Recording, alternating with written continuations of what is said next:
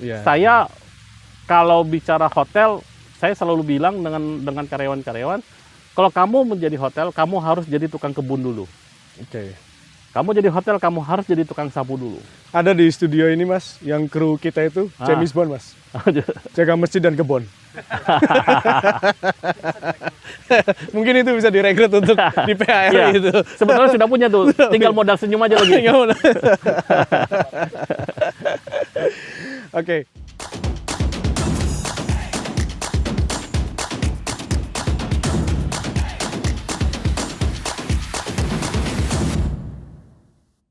Sobat JSN Source of Inspiration, hari ini kita akan membahas terkait dengan perkembangan perhotelan di Provinsi Jambi. Tamu yang hari ini kita itu dari Badan Perhimpunan Hotel dan Restoran Provinsi Jambi. Kegiatan ini bekerja sama dengan Rumah Kito by WH. Seperti yang kita ketahui, sektor yang paling berdampak pasca pandemi maupun pandemi adalah sektor perhotelan. Kemudian perkembangan regulasi banyak juga yang berdampak terkait dengan perhotelan. Langsung saja kita perkenalkan hari ini Mas Haris adalah salah satu pimpinan dari BPD PHRI. Mas Haris, apa kabar Mas? Baik. Sehat Mas? Alhamdulillah. Alhamdulillah. Mas, kalau PHRI itu apa sih Mas? Oke, ini perdana kita berbicara. Pada prinsipnya saya perlu jelaskan PHRI ini adalah organisasi himpunan pengelola, pemilik jasa perhotelan, jasa bisnis F&B, termasuk di situ ada restoran, kafe, dan turunannya. Organisasi ini berdiri itu tahun 1953. Artinya sudah lama juga. Lama ya. Nah, berarti usianya udah berapa? 53, udah 60-an ya? Sudah hampir 60-an. 60. Ya? Jadi secara umum organisasi kita ini sudah cukup mapan lah, bukan cukup, sudah sangat mapan lah untuk di sisi usia. Di sisi Provinsi Jambi, kebetulan saya menggawangi PHRI sudah lebih dari 15 tahun. 15 tahun. Artinya sudah cukup lama eksistensi kita. Sudah 3 periode itu ya? Iya, sudah dapat bintang jasa mestinya. Bintang jasa. Ya, jadi di pengabdian kami, karena konsep PHRI itu adalah organisasi nirlaba, Bang Topik. Artinya organisasi ini tidak boleh menerima apapun itu dalam bentuk apapun itu. Kami hanya bergerak di bidang idealisme kami untuk sebagai asosiasi yang menaungi industri akomodasi yang tadi saya sampaikan, F&B dan turunannya. Nah, khusus di Provinsi Jambi, karena saya di sekretaris, jadi saya kurang lebih dapat memberikan gambaran umum lah tentang apa yang terjadi di industri akomodasi. Ya, khususnya di Provinsi Jambi kita ambil foto capture-nya itu mungkin di Kota Jambi lebih aktual. Nah, kalau kami sendiri sih sebutnya industri kami ini namanya industri hospitality. Ya, industri hospitality. Karena kalau tadi kan ini kan Rumah Kito by WH. By WH itu kan Waringin Hospitality. Artinya kami bergerak secara umum itu di industri keramah tamahan. Bukan by WH itu work from home gitu ya, bukan ya? Udah berlalu. Alhamdulillah sudah lewat di kita. Mudah-mudahan jangan ada lagi ya. Ya, jadi kami bergerak di industri itu, Pak Taufik. Jadi mudah-mudahan seiring perbaikan kondisi dunia, perbaikan kondisi pasca pandemi, mudah-mudahan kami juga melihat kecenderungan lebih baik di awal tahun 2022 hingga akhir tahun 2022. Mungkin itu secara umum, Bang Taufik. Mas, tadi kan disampaikan kalau PHRI ini kan organisasi nirlaba ya? Nirlaba, terus kewajiban seluruh perhotelan dan yang bergerak di perhotelan dan resort di Jambi, restoran dan di Jambi itu wajib bergabung atau volunteer, sukarela? Secara prinsip sih kita tidak ada aturan hukum yang mengharuskan. Tapi di sisi kami berkolaborasi dengan pemerintah, karena kan pemerintah perlu counterpart lah untuk mendampingi, perlu jembatan untuk mendampingi antara kepentingan pemerintah dengan kepentingan industri. Sebenarnya kami bermain di peran itu. Sehingganya khusus untuk Kota Jambi ini, kami diberi peran di 3 tahun belakangan ini, kami diberi peran untuk sebagai pengawas atau regulator, bagian dari regulasi untuk bisa bagian dari pengembangan pariwisata Kota Jambi. Oke. Akibat kolaborasi itu, yang pastinya PAD Kota Jambi itu terbesar adalah pendapatan dari pajak hotel dan restoran. Oke. Karena apa? Karena seiring dengan kesadaran anggota berorganisasi, kemudian seiring kesadaran mereka patuh pada aturan, kami juga nitipkan pesan bahwa pajak retribusi yang harus diberikan oleh pemerintah itu bagian dari kewajiban. Oke. Alhamdulillah dengan kolaborasi dengan ada mesin namanya tapping box itu di masing-masing hotel dan restoran, pemerintah Kota Jambi sudah bisa memantau pajak daerah yang semestinya disetorkan oleh daerah. Berarti sudah sulit untuk terjadinya kebocoran dari Betul. sektor dari Betul. sektor perhotelan dan Betul. restoran ya. Betul. untuk Kami pajak. sudah pajaknya by online. Jadi Oke, benar. itulah fungsi kami sebagai asosiasi menjembatani. Selama ini mungkin banyak pelaku-pelaku hotel, resort atau apapun itu merasa kok diginiin gitu lah. Artinya Oke. kok ada pengawasan. Tapi dengan pendekatan kami yang persuasif, karena kami juga bagian dari mereka, jadi mereka juga memahami. Akhirnya sudah terbentuk simbiosis kayak gitu. Akhirnya Oke. hasilnya adalah PAD Kota Jambi Meningkat ya. peningkat. Nah, itulah kolaborasi yang alhamdulillah sudah kita buat rumusannya. Ini kan kemarin kan sektor ini mengalami pukulan yang berat ya. Ya, Pandemi kurang lebih 2 tahun lebih. ya. Setelah pemerintah secara resmi mencabut pembatasan PPKM. Ya. PPKM ini seperti apa geliat bisnis ini lagi, Mas? Oke, ya sebetulnya sih kita bagi 3 periode, Bang Topik. Periode sebelum, periode pada saatnya, dan periode setelahnya. Pasca pandemi. Ya, Oke. perlu saya sampaikan sebetulnya pada periode sebelum COVID kita secara masyarakat umum sudah melihat di tahun 2018 ke bawah itu dan 2015, 16, 17 itu pertumbuhan industri hotel bisa dilihat. Oke. Tumbuh beberapa hotel di Kota Jambi, di kabupaten lainnya, kemudian perkembangan industri kafe itu udah mulai tumbuh di periode itu. Kemudian masuk ke periode COVID. Pada awalnya mungkin tidak terlalu terasa kita, 6 bulan pertama itu tidak terlalu terasa. Tapi yang sudah mulai terasa itu sebetulnya di era 2021. 2021, oke. Itu sudah sangat terasa lagi. Tapi di sisi kami sebagai asosiasi kan tidak tinggal diam. Oke. Kami berusaha untuk bisa meringankan beban-beban anggota kami. Kan anggota kami lebih dari 200 sampai 300 anggota Di Provinsi Jambi? di Provinsi Jambi. Banyak juga ya? Banyak, alhamdulillah. Oke. Jadi kami berusaha untuk menjembatani supaya beban mereka terkurangi lah. Artinya kemarin kami dapat insentif dari pemerintah daerah untuk dapat semacam insentif pajak Oke. untuk bisa dikurangi ataupun dihapuskan. Kemarin itu terakhir dihapuskan. Kemudian insentif cashback. Cashback. Pemerintah memberi subsidi dana Oke. segar. Itu alhamdulillah di Provinsi Jambi juga kita dapat. Oke. Artinya kemudian insentif yang lainnya termasuk vaksinasi gratis. Kami semuanya bantu di sisi anggota kami. Sampai akhirnya di 2021 akhir lah. Ini sudah puncak. Kemudian 2022 awal sudah mulai bergeliat kami. Sudah seiring dengan slowdown-nya Delta masuk ke Omicron.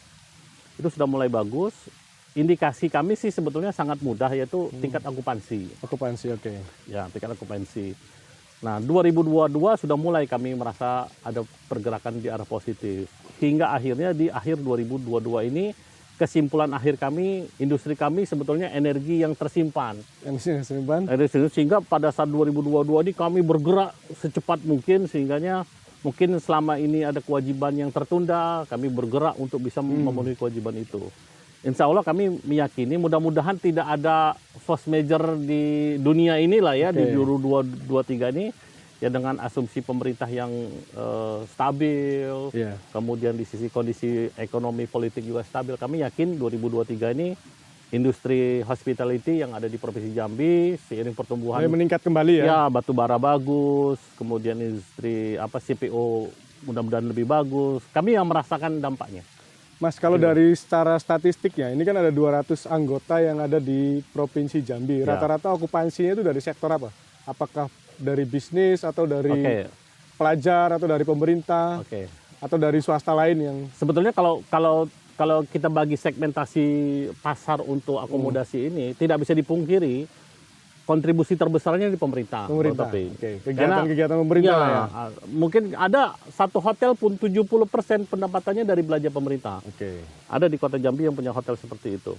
Tapi tidak semuanya. Tapi secara umum mayoritas kita itu mendapat rezeki itu dari belanja pemerintah. Belanja dari bintek, kemudian sosialisasi, kegiatan-kegiatan pemerintah yang mengharuskan adanya di hotel. Itu yang kami rasakan. Jambi ini kan lagi marak banget industri apa ya? Maksudnya angkutan batu bara dan Ya. sebagainya ya. Itu ada korelasi nggak dengan peningkatan okupansi di di perhotelan? Pasti.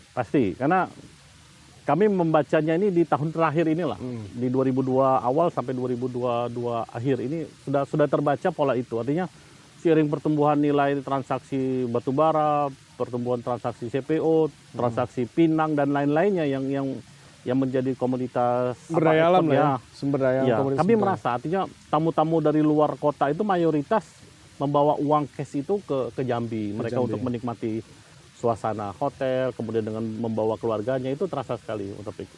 Tapi ada satu yang miss sekarang ini di kota Jambi itu mungkin menjadi peluang bisnis juga bagi kita. Yang miss itu kota Jambi belum bisa menyediakan tempat hiburan. Tempat hiburan, baik tempat hiburan keluarga yang mungkin representatif kayak semacam tempat kayak gitu ya. Kalau dulu kan ada Kampung Raja, ada beberapa ini gitu ya. Jadi mungkin itu yang bisa menjadi peluang karena kami memotretnya itu keluarga-keluarga kabupaten yang membawa uang fresh mereka itu Ke kota, cuma hanya nginep di hotel, belanjanya hanya di mall-mall. hanya belanja di mall-mall. Sementara kalau kita jadikan tempat hiburan itu bagian dari kebutuhan mereka. Itu yang saya pikir ini bagi teman-teman yang punya niat untuk berinvestasi, ini peluang bisnis untuk hiburan di Kota Jambi sangat terbuka. Dan peluang itu bisa juga dimanfaatkan di teman-teman perhotelan untuk membangun wahana sendiri ya. Ya contohnya kan kita di tempat kita ini. Nah, di tempat rumah kita ini. Ya. Ini ada kolam bisa mancing ini. Ya. Ada view-nya lumayan bagus lah di sini. Dan alhamdulillah ini karena konsepnya keluarga resort, okupansi mereka sangat terjaga. Artinya sangat bagus lah untuk potret untuk di Kota Jambi. Ya, tinggal diskonnya aja seperti apa ya. Biasanya hukum ekonomi nih. Kalau makin banyak, manajemen udah makin oke nih. Ya berarti itu kan sebenarnya peluang ya. Ya, kemudian betul. menjadi tantangan bagi perhotelan-perhotelan di Jambi ya, khususnya di kota. Karena memang Jambi dari sisi tempat hiburan, wisata itu kan minim. Kalau nggak kita menciptakan hiburan sendiri di dalam kota kita ya. Betul. Mas, selain itu ya tantangan yang paling krusial ya. Tantangan paling krusial itu kan kemarin saya dengar itu terkait dengan Undang-Undang Cipta Kerja ya. Kemudian dibatalkan MK, terus kemudian ini dikeluarkan lagi Perpu baru yang menghambat. Kalau saya dengar ya itu menghambat proses salah satunya perizinan di sektor perhotelan. Mempermudah, kalau Pak Jokowi kan udah jelas nih, itu akan mempermudah dan memperlancar dan mempercepat. Tapi dalam implementasinya justru itu malah mempersulit usaha perhotelan. Itu seperti apa tuh Mas? Ya, betul atau tidak tuh isu seperti itu? Betul, makanya ini menjadi isu yang hot dan kita yakin 2023 ini makin hot. Karena apa? Karena kita meyakini Undang-Undang Cipta Kerja, Omnibus Law itu kan niat awalnya yang pertama kan memperpendek birokrasi perizinan. Betul. Yang kedua menghapus biaya perizinan. Sebetulnya niat pemerintah itu sudah tertuang dalam konsep umum yang OSS itu, Online Single Submission itu. Tapi yang jadi kendala di lapangan dan saya yakin juga pemerintah juga udah pasti mengetahui ini.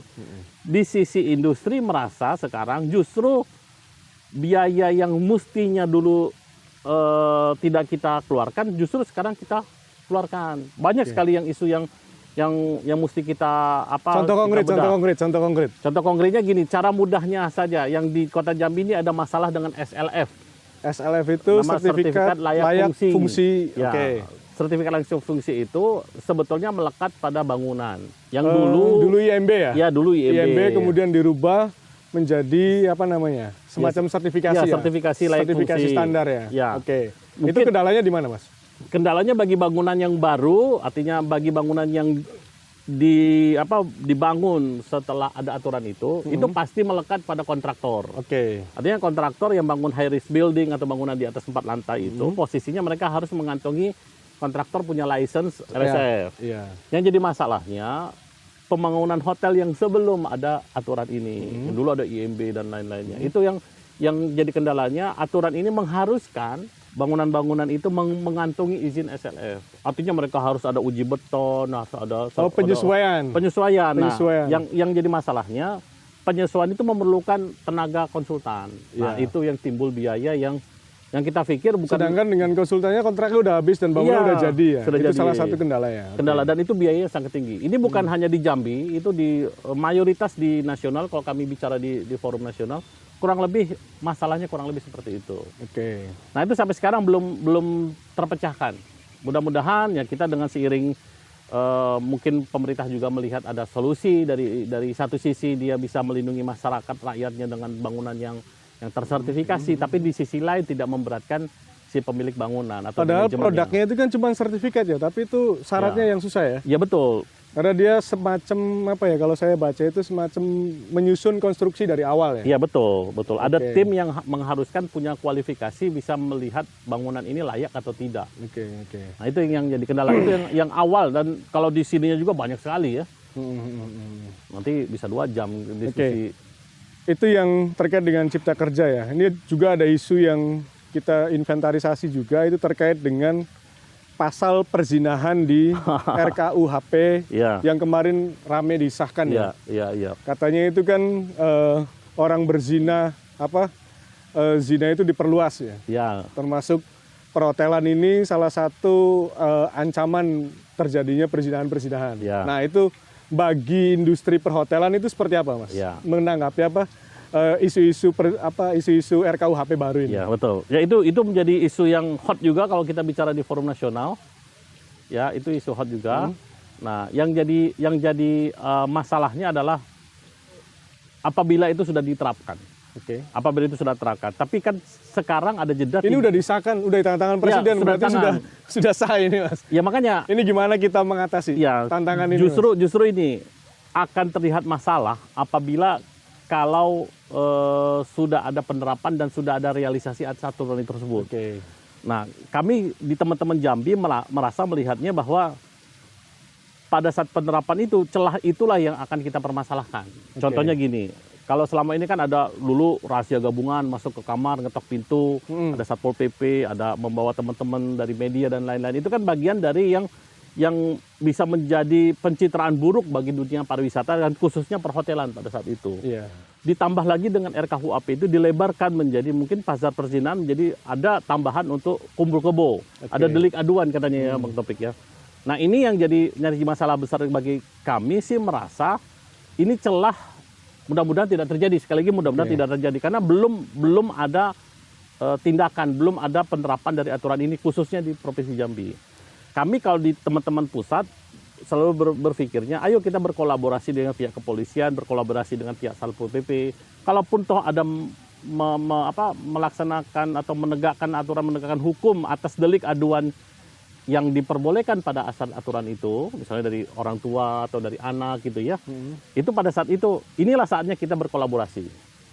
Di sisi hotel tidak boleh dalam tanda kutip memberikan fasilitas. Oke. Itu tidak boleh sama sekali. Di sisi lain, pihak hotel juga tidak boleh menghalangi proses penegakan hukum. Oke. Nah, di antara celah itulah kita bermain. Dalam arti bermain itu, kami mempersilahkan boleh, silakan menggunakan aturan hukum di area kami, tapi dengan aturan SOP hospitality kami. Oke. Contohnya kalau ada delik aduan orang tua atau anak atau suami atau istri atas delik aduan indikasi di area kami persilahkan dengan teknik mungkin pertama lihat dulu namanya guest in house. Oke. Betul atau tidak ada tamu ini. Kalau ternyata betul, kami tidak bisa mengelak. Oke, masuk ke daerah koridor kami dampingi. Oke. Jangan main gerbek-gerbek Ya, gitu. kami dampingi. Pada saat knockdown, ketok pintu, kami yang lakukan. Iya. Ya, Betul. betul. Sehingga pada saat nanti pun toh ada tindakan yang sesuai dengan indikasi pelanggaran hukum, ya kami akan berkoordinasi. Artinya kami siap melakukan bukan pendampingan ya, melakukan ya memperlancar lah Perlancar penegakan lah itu ya. dah. Oke. Nah seperti itu. Taufik. Berarti strateginya kita mungkin memperketat verifikasi lah ya Mas. Betul, artinya Berkat verifikasi. kami akan berkolaborasi dengan, sebelumnya sih kami juga ada MOU Iya. dengan pihak Kapolri, dengan pihak dari Satpol PP juga sudah. Tapi sudah kalau ada. saya lihat Mas ya, saya lihat di beberapa platform media itu seringkali kan penegak hukum ini hobi banget ngurusin privasi orang gitu loh Mas. Main gedor-gedor bawa media, Iya. sedangkan yang di jalan-jalan yang bawa parang aja aman-aman aja kok Mas. Iya. Ngapain yang di hotel lagi tiduran digedor-gedor, Iya. ditangkep. Nah itu yang jadi mungkin ini dari PHRI bisa mendiskusikan lagi terkait apa antisipasi salah ini ya, salah grebek lah Mas. Kan kasihan kita lagi tidur digedor-gedor kan gak enak banget Iya, itu. iya. Oke, Mas sambil minum Mas, kita Oke. santai Mas. Ya itulah kadang temuan juga kalau di kota Jambi ya, Bang Taufik ya.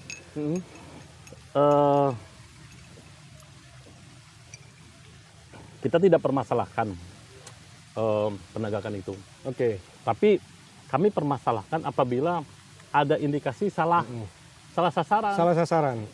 Ada beberapa kejadian indikasinya sudah benar, tapi pada saat diketok ternyata bukan. Oke.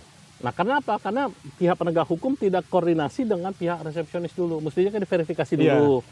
Mana indikasi kamu di kamar berapa? Kan hotel itu kan bukan 1-2 kamar, mungkin puluhan atau ratusan kamar.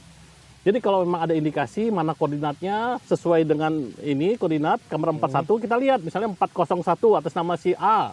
Betul enggak? Kalau betul ya sudah, artinya kita dengan sangat senang hati membantu untuk mengarahkan aparat ke depan pintu. Ya verifikasi dan eviden juga bagi penegak hukum mesti koordinasi dengan pihak hotel ya Mas. Yang sering terjadi karena sudah meyakini titik koordinat dan meyakini sudah informasinya sudah udah satu gitu, langsung gerebek. Masuk ke kamar ternyata yang diketok ada aparat hukum yang lagi bertugas di situ, Iya, ada aparat pemerintah lagi menjalankan tugas di situ. Itu yang jadi masalah. Oke. Nah, itu yang mudah-mudahan tidak terjadi lagi di 2023. Oke, kita break dulu Mas.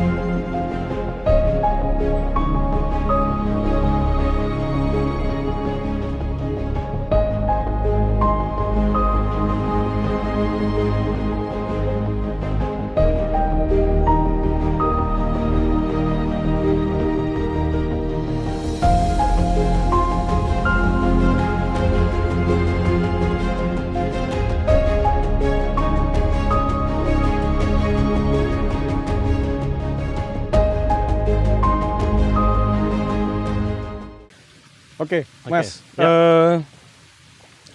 Menteri Keuangan, Pak Presiden juga sudah berkali-kali menyampaikan bahwa tahun 2023 ini adalah tantangan tahun yang paling sulit ya, karena adanya resesi global ya. Ya. Dimungkinkan diprediksi ada resesi global. Nah, kalau dari PHRI sendiri dalam menyikapi tantangan ini, proyeksi ke depan seperti apa, Mas? Sebetulnya ya tadi saya sampaikan, sebetulnya kami berharap 2023 tuh era kita recovery total. Recovery total. Iya, Oke. sebetulnya 2022 tuh kami sudah menyebutnya ini tahun recovery.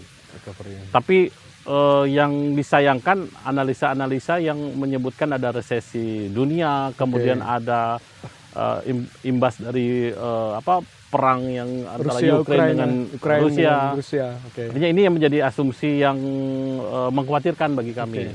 Ditambah lagi kebijakan RRC untuk mengembalikan posisi lockdown dari Varian COVID. baru. Nah, Varian ini baru. sebetulnya sih ancaman yang mengkhawatirkan. Oke. Di sisi Indonesia sih mudah-mudahan ya berharap kita semua di sisi sektor industri berharap apapun itu implikasinya tidak terlalu berdampak seperti apa yang terjadi di 2020-2021. Itu yang kami harapkan. Tapi harapan ini akan pudar sebetulnya setelah kami mendapat informasi tentang efisiensi pengeluaran negara. Oke. Nah, tadi saya sampaikan dengan Bang Taufik, mayoritas pendapatan hotel, akupansi pembagian sharing hotel di Provinsi Jambi, ini kita bicara Provinsi Jambi, itu mayoritas adalah berasal dari belanja negara, belanja kegiatan dari negara. Ini agak khawatir. Khawatirnya artinya, kalaupun toh ada pemangkasan atas biaya kegiatan pelatihan, kegiatan luar di perkantoran pemerintah, kami yakini industri kami akan berdampak. Tapi kalau di sisi pesimisnya ya kita tidak akan pernah maju. Oke. Di sisi optimisnya kami melihat daya beli masyarakat tidak seperti apa yang kita bayangkan. Iya. Seperti daya beli negara pada saat untuk membelanjakan uang negara. Buktinya kafe rame-rame aja gitu. Betul. Artinya orang nongkrong banyak aja gitu. betul. Artinya kayak kami kita ini nongkrong banyak aja. Artinya sih kami berharap daya beli masyarakat lebih baik di 2023. Lebih tahan lah ya. Lebih tahan. Nah, itu kami sisi positifnya seperti itulah. Mungkin saatnya kita dari teman-teman dari pelaku industri hospitality di Provinsi Jambi berpikir, ayo kita jangan tergantung lagi dengan belanja negara. Ayo kita berimprovisasi bagaimana bisa menggali potensi masyarakat untuk bisa membelanjakan uangnya di akomodasi, membelanjakan uangnya di sisi F&B. Itu tantangan bagi kita. Dan mudah-mudahan ya saya dengan teman-teman sih optimis selama industri batubara, industri hortikultura kita di Provinsi Jambi ini tumbuh, saya yakin yang merasa dampak langsung adalah di industri hospitality atau di industri akomodasi kita di Provinsi Jambi. Mungkin itu. Oke. Mantap. Mas, kalau dari 200 anggota PHR ini itu berapa penyerapan tenaga kerjanya, Mas? Oke. Itu pernah ditanyakan juga mungkin setahun yang lalu. Oke. Karena pendataan kami ini nanti relatednya dengan database daya serap. Oke. Karena tidak bisa dipungkiri industri hotel, industri akomodasi ini adalah industri yang padat karya. Bang Taufik bisa lihat satu hotel itu terdiri dari semua jenis keahlian. Oke. Dari keahlian resepsionis, keahlian tukang sapu, keahlian tukang kebun, keahlian tukang masak, keahlian cuci dan lain-lainnya. Itu semuanya dilakukan oleh manusia. Artinya industri ini adalah industri yang padat karya. Oke. Nah, kalau data kami di Kota Jambi ya, Kota Jambi karena cakupan kami di Kota Jambi yang paling mudah, itu tenaga kerja yang ada di Kota Jambi itu tidak kurang dari 6.000. 6.000. Banyak juga ya. Artinya di sisi pecahan akomodasi, di sisi pecahan F&B service, sisi pecahan kulineri, termasuk industri jasa boga. Jasa boga. Oke. Nah, itu artinya cukup banyak. Nah, dan tambahan lagi di sisi kami, di sisi asosiasi kan punya kewajiban nih untuk bagaimana mensertifikasi tenaga kerja ini. Alhamdulillah sudah hampir 2-3 tahun ini kami mendapatkan kuota dari pusat, itu Badan Nasional Sertifikasi Profesi BNSP.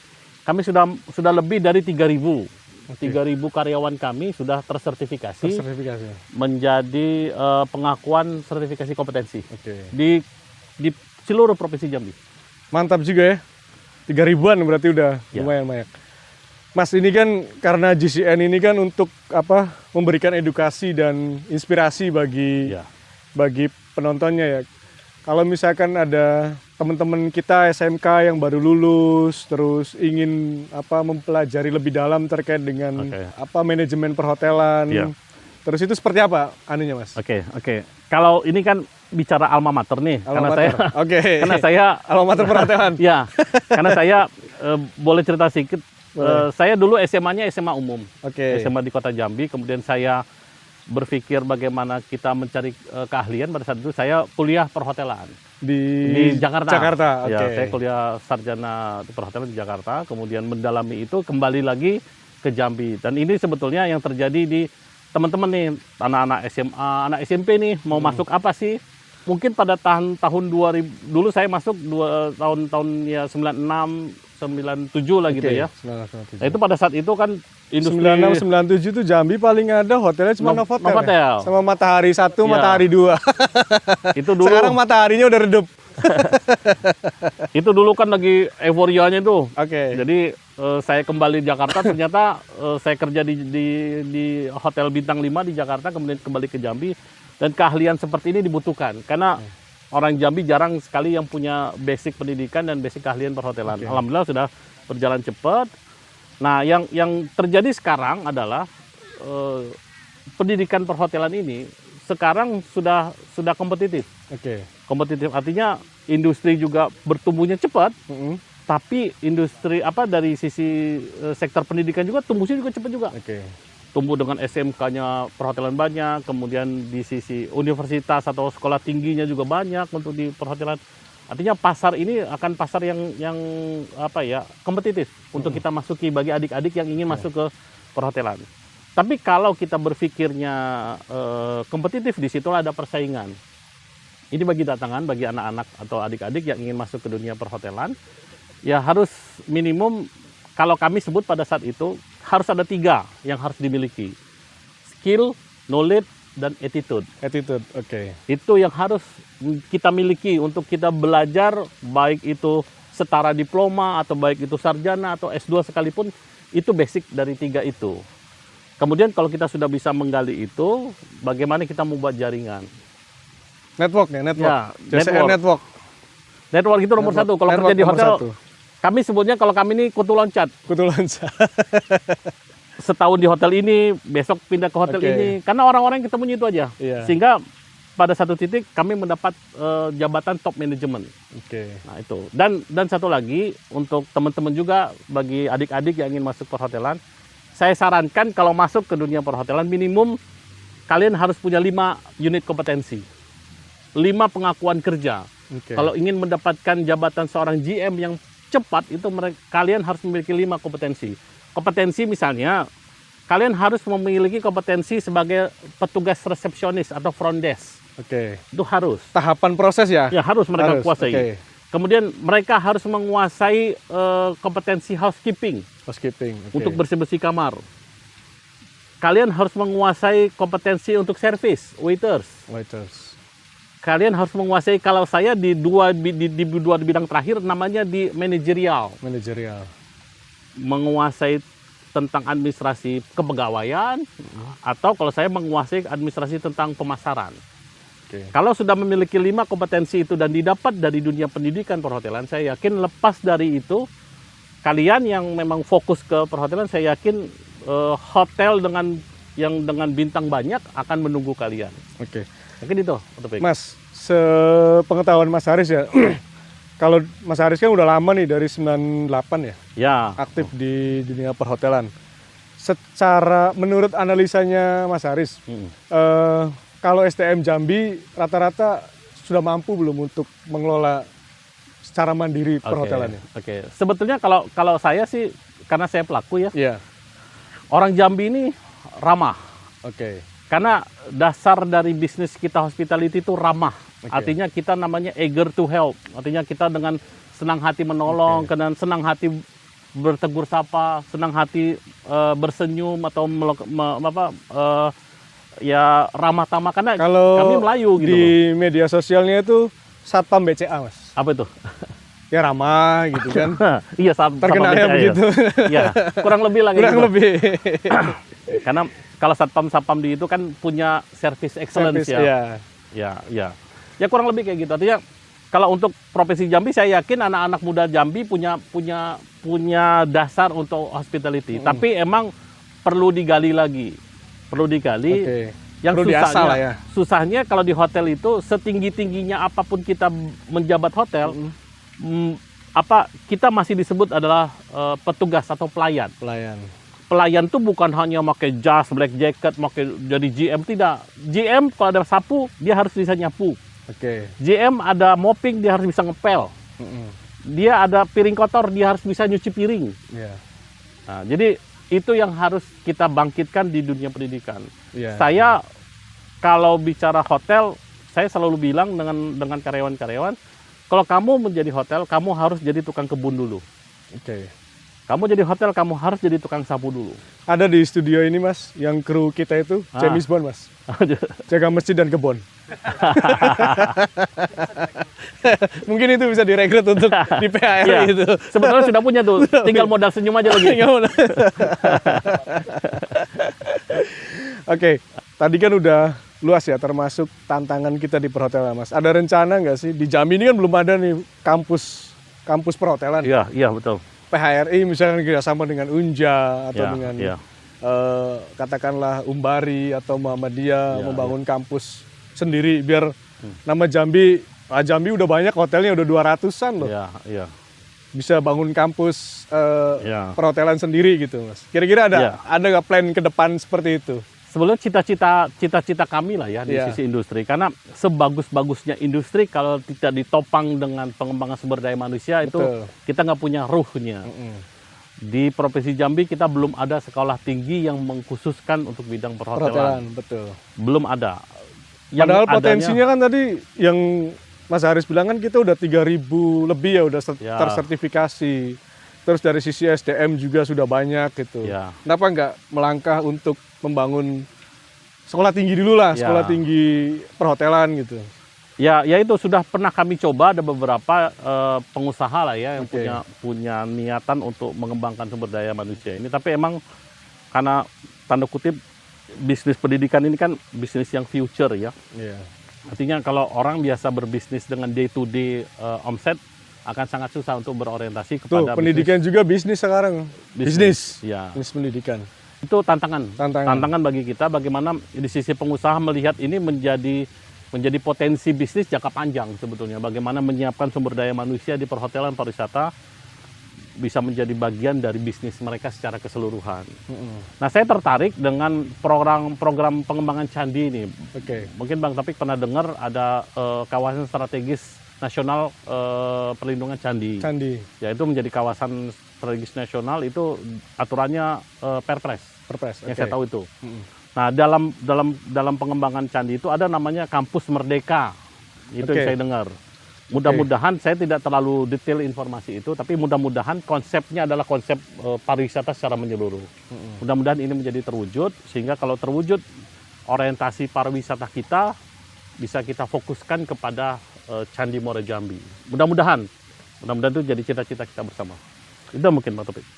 Mas, kalau saya lihat di Jambi ini ya, itu kan masih banyak yang partisan ya. Artinya partisan itu ketika ada sesuatu yang baru buka, resort atau hotel, itu kan cenderung ngantri. Ya. Kemarin yang baru-baru ngantri ini apa namanya? Es krim Mexu. Mexu. Mexu itu kan ngantri gitu. Habis itu paling beberapa bulan gitu kan. Nah, karena kita ini kan kalau saya lihat ini belum lifestyle ya. Artinya belum gaya hidup.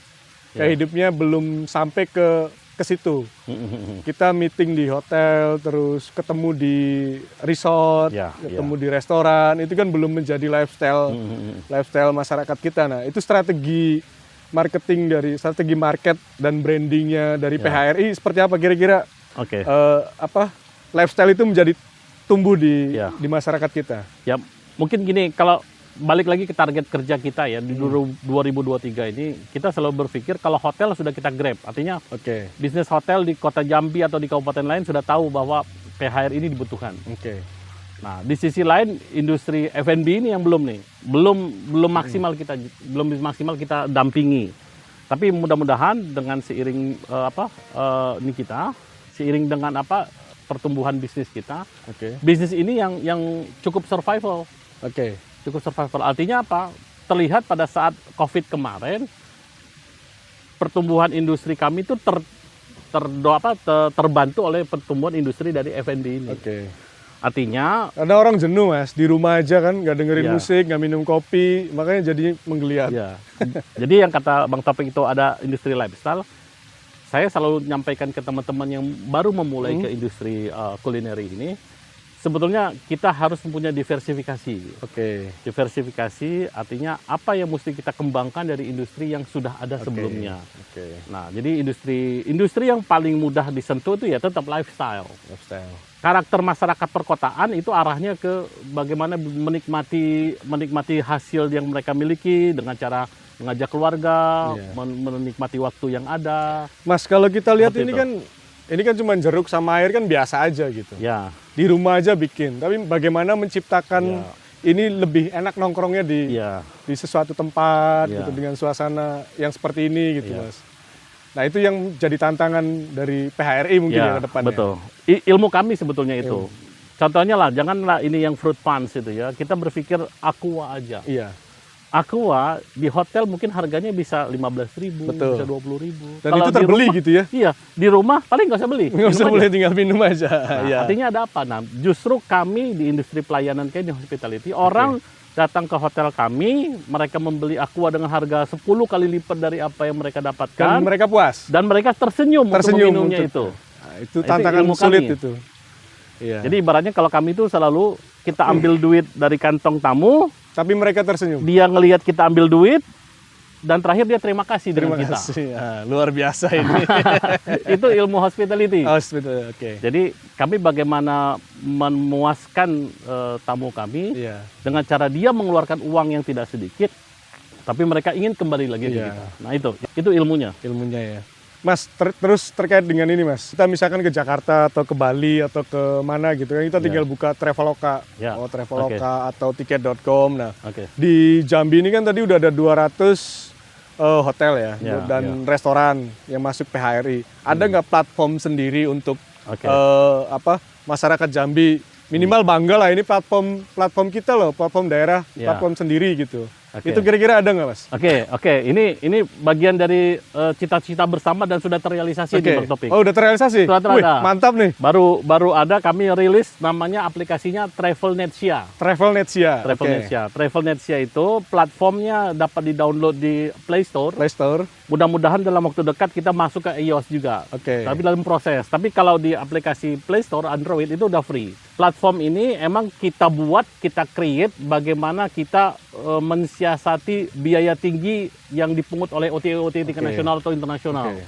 Karena di hotel ini sudah jamak, ini ada biaya atas transaksi dan itu sangat memberatkan anggota kita. Nah, Dan itu produk sendiri ya? ya, itu produk full 100% orang Jambi. Orang Jambi, luar biasa. Orang Mantap, Jambi. mantap. Ya. Mas coba lihat Mas, platformnya Ya, seperti apa Mas? Ada ini. Ini contohnya Travelnetia.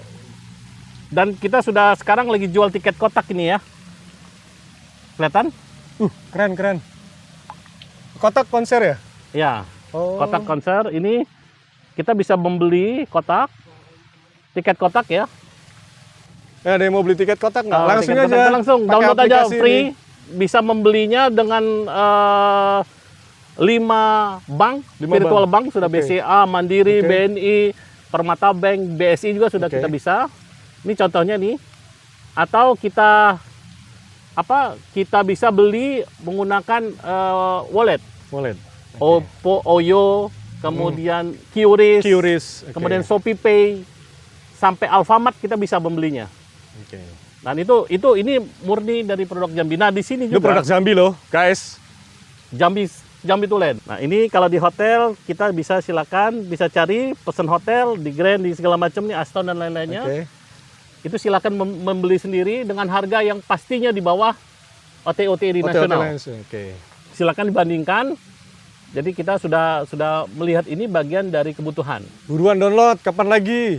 Jadi mudah-mudahan dengan adanya ini teman-teman mau beli tiket konser, mau beli tiket berenang, mau beli tiket voucher untuk breakfast, silakan. Di sini sudah lengkap semuanya. 1, 2, 3, 4, 5 kami ada 6 Mas untuk tiket kotak. Yang membedakan kami juga ada kata-kata net, Bang Net, Taufik. oke. Net. Kami ini berpikir kan selama ini kan setiap transaksi itu kan ada komisi. Oke. Kami sih konsepnya berbagi. Selama ini kan kalau orang nginep hotel dapat diskon 20.000, 20.000, contohnya oke. 20.000. Kami berbagi lah 20.000 itu. Silakan Bang Topik, kalau ini aku kasih 10.000, Bang Topik mau kasih ke yang lainnya voucher itu, silakan dapat 5.000. Siapapun yang menggunakan nanti ada QR di outlet hotel itu ada aplikasi scanner. Jadi tinggal semudah itu, sistem sudah masuk semuanya. Jadi Luar biasa loh. aplikasi ini aplikasi berbagi. Luar biasa. Produk anak Jambi loh. Keren kan? Keren. Ya mudah-mudahan kita bergulir karena anggota kami juga memerlukan itu, dasarnya kebutuhan, sehingga nanti masyarakat yang menikmati dengan harga yang lebih kompetitif, kemudian dengan akses yang bisa mudah, pembayaran pay later juga bisa. Tapi mudah-mudahan jangan ini ya. Oke. Ini kan sudah nih Mas. Kira-kira inovasi ke depan apa lagi nih untuk menghadapi tantangan? Oke. Sebetulnya ke depan ini yaitu ke depan ini semuanya masuk ke era digital. Era digital. Kemudian masuk ke era lifestyle. Nah, era digital lifestyle itu emang itu peluang yang paling mudah. Ini contoh di depan kita nih, bukan ya, di belakang kita ya. Ini hotel konsep yang mengarah ke keluarga, resort. Dan ini hotel yang sangat survival untuk saat ini. Tinggal glamping, keren ini. Ya, View-nya contohnya glamping. ini menjadi inspirasi ya, sesuai dengan channel kita ya. Bagaimana menginspirasi teman-teman pelaku, bagaimana mendiversifikasi produknya menjadi ke arah yang lebih atmosfer landscape-nya lebih bagus, kemudian pasar segmennya keluarga. Dan ini saya yakin pasar yang seperti ini masih sangat gemuk. Oke. Berpotensi untuk bisa menghasilkan lebih. Kalau saya sih requestnya satu aja Mas. Apa tuh? Bisa mancing di sini. Mas Aris, terima kasih. Kita nggak terasa ini ngobrolin perhotelan memang sangat menjanjikan ya untuk generasi muda ke depan ya. Ini kita sudah 1 jam lebih nih, kurang lebih nih untuknya. Makasih Mas Aris. Terima kasih. Senang. Sobat Podcast JCN South Inspiration, tadi yang disampaikan Mas Aris bahwa bisnis perhotelan ini bukan bisnis kaleng-kaleng. Ini sangat menjanjikan. Berbagai platform yang sudah tersedia yang didorong oleh PHRI ini sungguh sangat menginspirasi bagi generasi muda dan membuka lapangan pekerja bagi masyarakat Jambi. Terima kasih, sampai jumpa di episode berikutnya.